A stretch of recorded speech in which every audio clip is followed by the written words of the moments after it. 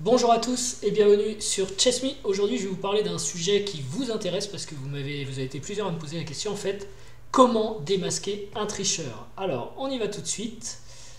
Boum, on y va tout de suite. Comment démasquer un tricheur? Donc d'abord, on va essayer de poser des choses. Je vais vous expliquer à la fin de la vidéo comment démasquer un tricheur. Mais d'abord, qu'est-ce qu'un tricheur? On va regarder ça. Comment s'y prend-il pour tricher? Et donc à la fin, je vous dirai comment et pourquoi aussi le démasquer, pourquoi c'est important. Alors qu'est-ce qu'un tricheur? Bon, on parle d'échecs, on parle de jeux sur Internet.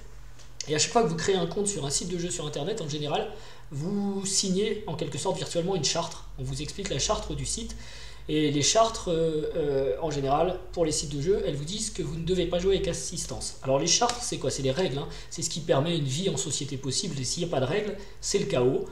Prenez par exemple, je sais pas, le permis de conduire. On vous donne un papier rose, mais si vous commencez à conduire n'importe comment, ça va être le chaos, ça va être impossible de circuler. C'est pour ça qu'il faut respecter les règles du permis de conduire. C'est pour que la vie en société soit possible. Et c'est pareil pour le jeu, même le jeu d'échecs, il y a des règles. Si vous tombez face à quelqu'un qui ne respecte même pas les règles, on ne peut plus avoir de jeu de société. On ne peut plus jouer ensemble. Donc cette charte, globalement, c'est les règles qui permettent la vie possible. Donc, lorsqu'il y a quelqu'un qui triche, en fait, il apporte un préjudice à l'adversaire, mais aussi au site, parce qu'il ne respecte plus la charte du site. Donc, comme je le disais, ces chartes, elles comprennent en général un point très précis, auquel on ne fait pas forcément attention, mais qui dit qu'on doit jouer sans assistance. Alors qu'est-ce que c'est l'assistance? L'assistance, ça peut être n'importe qui, un ami à côté de vous qui vous souffle des coups, ça peut être un livre que vous consultez pendant votre partie, ou un module, qui est le cas d'ailleurs le plus fréquent, parce que le tricheur lit pas beaucoup, et puis il est un peu feignant, et puis il n'a pas trop d'amis. Attention, parce que je tape sur le tricheur, mais il faut savoir que le tricheur sur un site d'échecs, c'est quand même quelqu'un qui a ciblé un site d'échecs, donc très souvent c'est quand même un joueur d'échecs, ça veut dire que c'est l'un d'entre nous les gars. Alors c'est pas quelqu'un qui triche tout le temps, ça peut être des gens qui trichent aussi occasionnellement, vous voyez. Donc attention, l'assistance c'est le bouquin, c'est le module, ou c'est l'ami à côté. Ceci étant, une petite parenthèse, les échecs assistés, ça existe, c'est même super intéressant, on fait des recherches sur ces ouvertures avec un ordinateur, etc., avec un joueur plus fort. Je crois même qu'il y a eu des tournois où les joueurs pouvaient se faire assister d'un ordinateur. Donc c'est pas forcément de la triche, à partir du moment où votre adversaire le sait, qu'il est ok, qu'il le fait aussi ou pas, mais enfin du moment qu'il est d'accord avec. Ça peut être intéressant de faire des échecs assistés contre un module, pour tester des choses, tester une ouverture, tester un plan, une stratégie, c'est même comme ça qu'on peut progresser. Donc les échecs assistés, c'est pas forcément mauvais, ça devient de la triche à partir du moment où on le fait à l'insu de l'autre. Il n'est pas au courant, et on ne respecte pas la charte, notamment du site par exemple. Si vous êtes quand même intéressé par les échecs assistés, du reste, vous n'êtes pas obligé d'être un tricheur. Vous pouvez contacter le site sur lequel vous jouez. En général, il est possible de créer des comptes ordinateurs. Donc vous déclarez que vous jouez de façon assistée, vous aurez un compte spécial. Si vous êtes un développeur, que vous écrivez un programme et que vous avez envie de voir comment il joue contre des gens, bah c'est pareil, vous pouvez inscrire votre module sur le site, c'est possible aussi, et il sera flagué comme ordinateur. Donc il y a des façons très simple de faire des échecs assistés ou de développer son module sans pour autant se mettre à tricher. C'est possible aussi, échec assisté, c'est pas forcément mauvais. Mais par contre, donc si vous jouez individuellement avec un compte normal sur internet sans préciser que c'est avec assistance, alors là vous êtes dans le cadre de la triche. Vous apportez, comme j'ai dit, du préjudice à vos adversaires, du préjudice au site, et accessoirement vous vous en rendez peut-être pas compte, mais vous apportez un préjudice à vous-même parce que vous perdez votre temps. Vous n'apprenez rien, vous faites rien d'intelligent, vous êtes juste en train d'être une machine vous-même en fait, sans réflexion. Voilà, parce que le jeu d'échecs c'est quand même un jeu de réflexion, donc c'est mieux de réfléchir soi-même pour progresser. Et pas regarder quelqu'un d'autre réfléchir, ça fait pas progresser. Alors, voilà, je pense que j'ai bien dit ce que c'était qu'un tricheur et parler des échecs avec assistance. Maintenant, on va regarder comment trichent concrètement les tricheurs. Check. Alors, l'assistance d'un ami, on imagine, il y a quelqu'un de plus fort à côté qui souffle des coups, on se met même à plusieurs, ça aussi c'est pas permis normalement. Hein. J'ai même joué en ligue sur internet une partie face à un streamer qui, la partie était lente et le site l'a déclaré perdant enfin a interrompu la partie parce qu'il considérait qu'il pouvait consulter le chat et donc c'était une triche parce que les gens proposaient des coups. Voilà, c'est une façon aussi de tricher, il faut le savoir. Alors en blitz, bon, c'est plus délicat d'aller vérifier du stream et du chat, mais sur des parties lentes, ça a été tout de suite considéré, dans le cadre de la ligue sur laquelle je jouais, comme de la triche et il a été arrêté. Bon, même si à mon avis il trichait pas du tout, mais voilà. Donc c'est de l'assistance, ça peut être un ami, ça peut être aussi un chat, ça peut être n'importe quoi. Le livre, évidemment, vous prenez votre livre sur votre dernière ouverture et vous copiez les coups en attendant que ça se passe. C'est une autre forme de triche.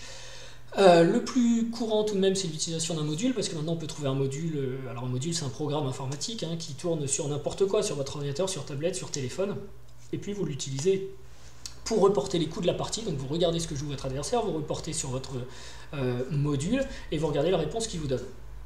Voilà, c'est le report des coups en quelque sorte. Et puis il y a même un autre moyen, c'est le programme, des programmes en direct qui vont être capables de regarder la partie que vous êtes en train de jouer sur internet et vous proposer en direct sur votre écran le coup-réponse. Donc il y a même des gens qui arrivent à tricher en boulette comme ça, parfois certains se posent la question, tout simplement parce qu'ils voient sur leur échiquier le coup à jouer, ils ont qu'à le jouer avec leur souris. Alors ces programmes, j'en parle pas, je donne pas de nom parce que je veux pas en faire la pub, pour deux raisons d'ailleurs. Un, je veux pas vous pousser à aller trouver ces super programmes et vous amuser avec. Deux, c'est pour vous préserver aussi. Parce que figurez-vous que les tricheurs qui les utilisent sont vraiment pas très malins. Parce que ces programmes, évidemment, sont des programmes qui sont un peu borderline, comme on dit.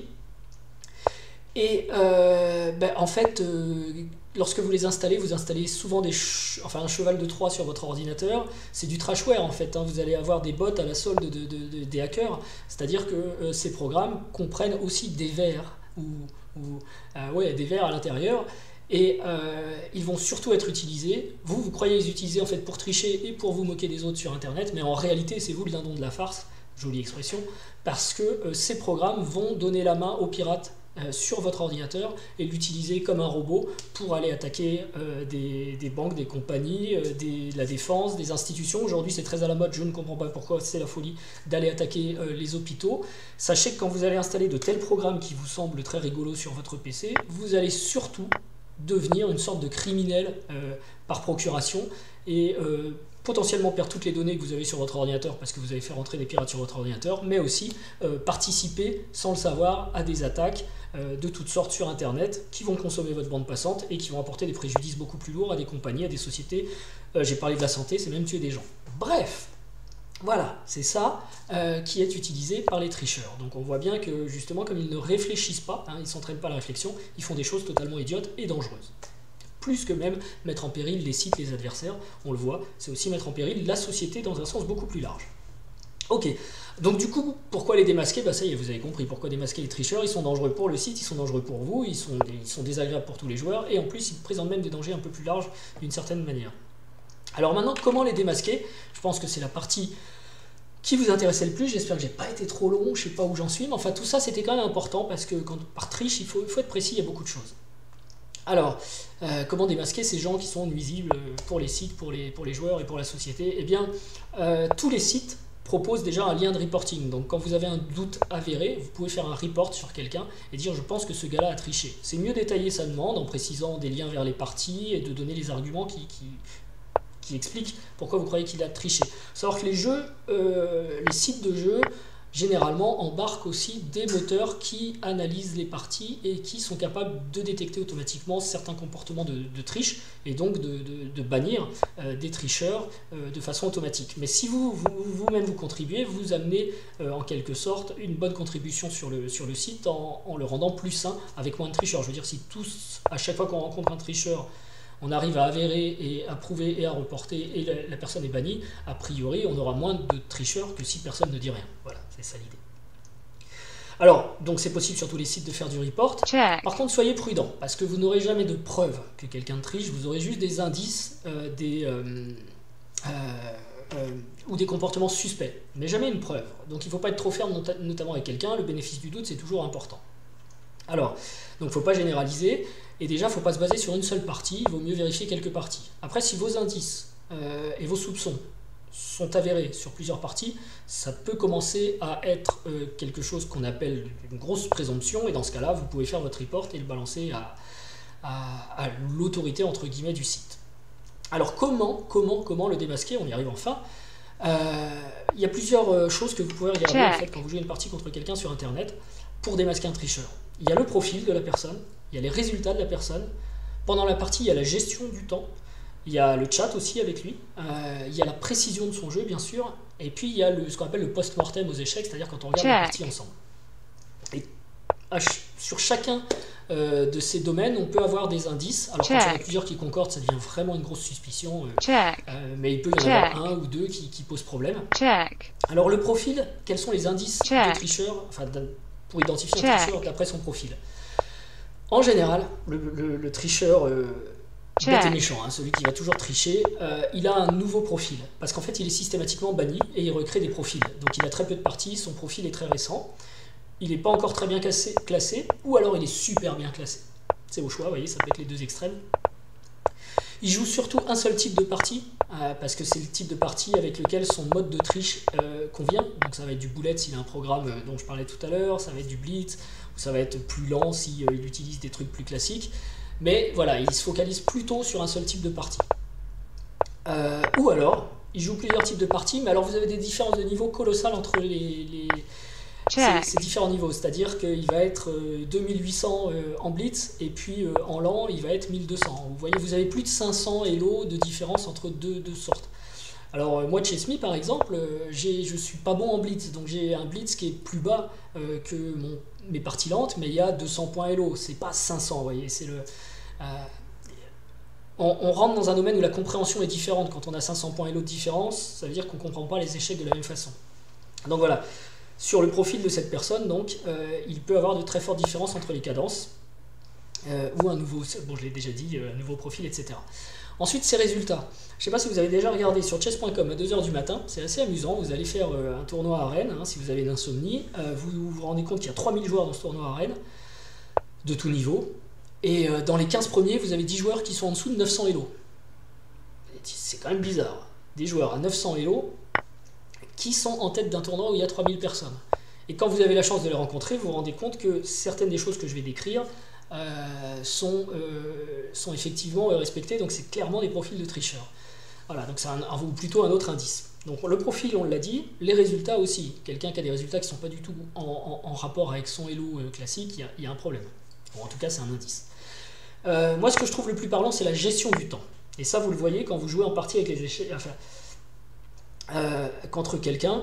La gestion du temps, c'est vraiment très très parlant. Soit votre adversaire joue que des coups très précis, très très vite. C'est quand même curieux d'aller si vite et de ne jamais se tromper. Soit il va jouer tous ses coups avec un certain temps qui est toujours le même, genre 3 secondes.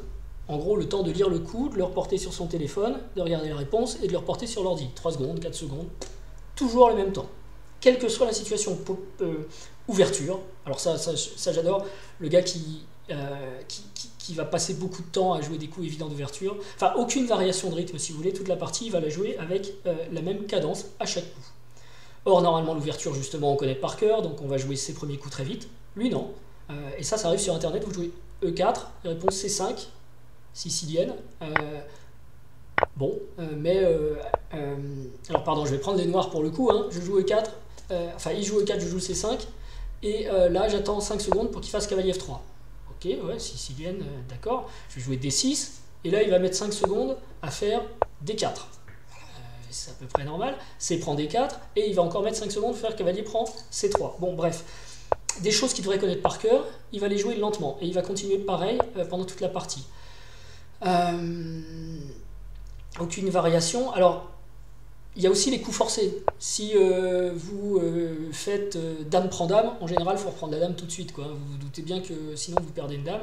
Ou alors si vous faites un échec qui n'a qu'une seule façon d'éviter l'échec, c'est un coup forcé, quoi. Les coups forcés, c'est pareil, il va prendre du temps pour jouer les coups forcés. Et s'il met 10 secondes à chaque coup, il va mettre 10 secondes aussi sur un coup forcé. Très très bizarre. Vous voyez, la gestion du temps, c'est compliqué. Qu'est-ce que je peux dire d'autre ? Il y a le chat. Le chat, c'est intéressant aussi. Vous pouvez discuter avec votre adversaire. Il peut être soit d'un mutisme total, c'est louche. C'est sur les parties plus lentes, hein, vous avez le temps de discuter. Ce qui est intéressant avec le chat, c'est que si vous avez des doutes, vous pouvez lui écrire. Et parfois, la mise en garde, enfin lui écrire que vous avez des doutes sur le fait qu'il triche et que s'il triche, vous allez le reporter. Parfois, la mise en garde fonctionne. Et d'un seul coup, on voit son niveau chuter, sa cadence, sa gestion du temps changer, etc. Donc quand vous avez un doute, c'est un bon moyen aussi, le chat, d'essayer de modifier les choses. Enfin, la précision. La plupart des sites vous proposent une analyse à la fin de la partie de la précision de jeu de chacun. Alors, je vais prendre l'exemple de Lichess. Lichess vous donne les gaffes, les erreurs, les imprécisions et la perte moyenne en centipion, c'est-à-dire l'erreur moyenne que vous faites par rapport à un jeu idéal d'ordinateur. Alors attention, le fait d'avoir 0 gaffe, 0 imprécision est possible même sur du blitz Et donc il ne faut pas prendre ce 0,00 comme une preuve de triche, pas du tout. C'est possible en blitz et j'ai même mené pour cette vidéo une petite enquête. Et beaucoup de joueurs au-dessus de 1900 Elo me disent qu'il leur arrive régulièrement de faire des blitz avec 0 erreur, 0 imprécision et 0 gaffe sur Lichess.